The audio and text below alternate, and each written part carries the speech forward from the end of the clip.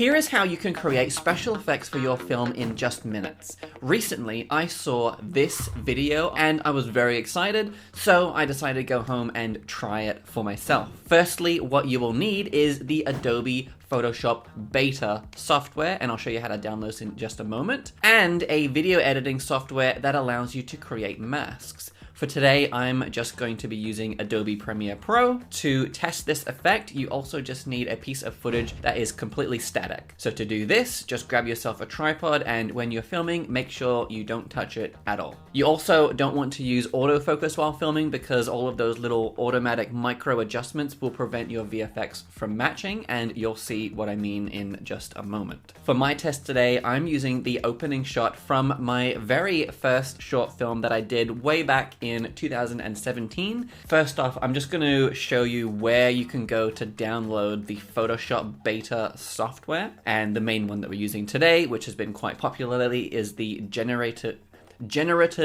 Fill thing. First thing you need to do is just go into the Creative Cloud desktop. We're just going to go up to the top here where it just says apps in the top left. We're going to click on that and it'll come down, and then you'll see on this list on the side here, and we're going to go to beta apps. So I, of course, have already downloaded the Photoshop beta app, but what you would do is, you would just see it just like these ones here. It'll say install over here on the right of the screen, and just go ahead and click install. And that shouldn't take too long to download. Follow the usual prompts that you normally would when you're downloading a new software. So you're gonna open up your editing software, grab that film, drag it into Premiere Pro, and then straight away I'm gonna drag it over onto the timeline. For today's sort of VFX test, I'm only using the very first shot.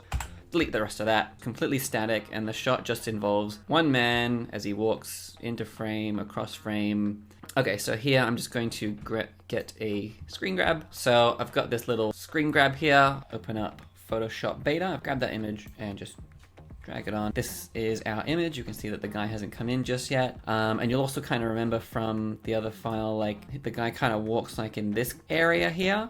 So basically we don't want to do anything that will change this spot. So basically anything in your shot that is moving, yeah, you don't want to use this effect on that.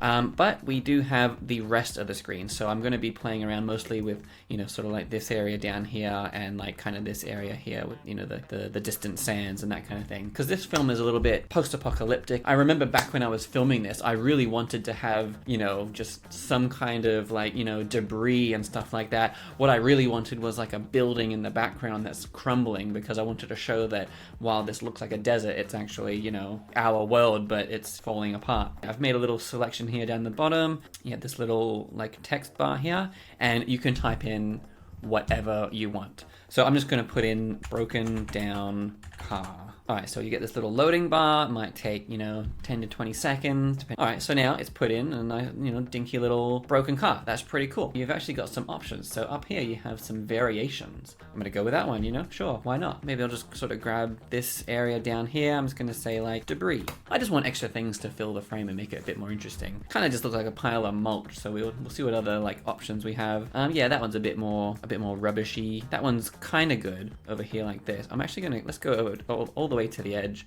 I'm just going to type in the same thing. Maybe I'll add to it. We'll just see what happens. So I'll say post-apocalyptic debris. Yeah, cool. All right. So yeah, I like that much better. We have just a whole bunch of debris going across the whole thing. Actually, I'm going to change it a little bit more. I'm going to put in a little bit more debris here. We've kind of filled up the foreground of the shot. Okay, so I'm just going to go back and look at my editing software. I just want to get a good idea of where it is exactly that he's moving, and just make sure that that car does not actually overlap. He kind of walks in a pretty good straight line there, so just underneath that rock is kind of where he walks, or something like that. So let's just get a look at that. Boom, boom, boom. So kind of like that. Okay, so this car door might be sort of overlapping just a little bit. The other really cool thing about the Generative Fill tool is that you can actually come back into each of these layers.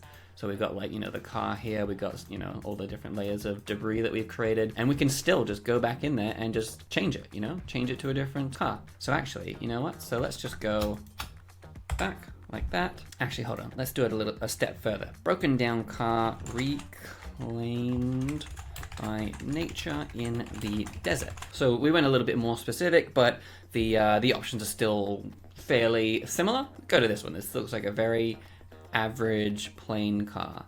So we're just gonna go like that. Yeah, we're gonna do that, and then I'm just gonna press Shift, and I'm just gonna select that little spot as well. And you know what we're gonna do? We're gonna do post-apocalyptic debris. Probably go with something like that. Okay, cool. So we got the foreground covered. And then one thing that I remember really wanting is something in the background, like a building, or yeah, just something to show that this isn't actually a real desert, but you know, the broken down remnants of our world. Yeah, so that's pretty cool. We've got like this, yeah, big, it's kind of like a water tower or something like that. We'll see what options we have. Yeah, see this one's kind of closer to what I was imagining, but you know, so maybe these options aren't that great. Maybe you want something else, so let's just hit it again and see what happens. So we have a few more options, and you see it's kind of just added to our list of variations over here. Pretty keen on this one.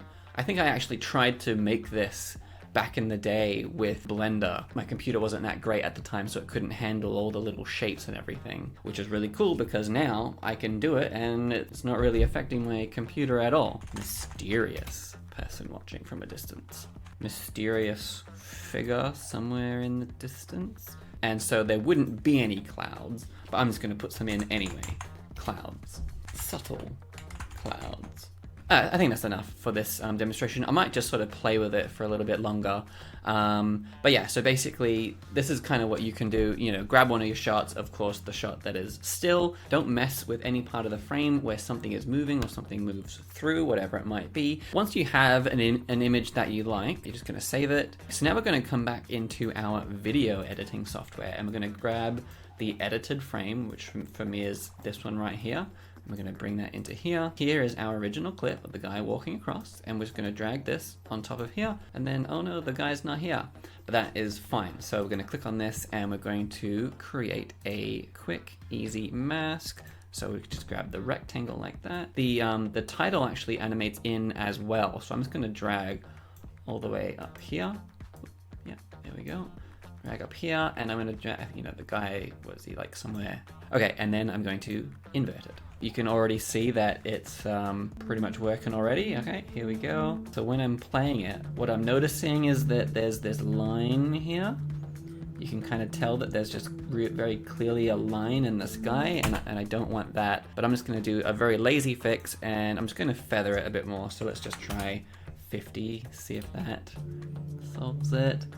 That's, yeah, okay. I'm going to show you a bit of a before and after as we watch it. So let's go. Boom. And before. Nothing. Something. Nothing. Something.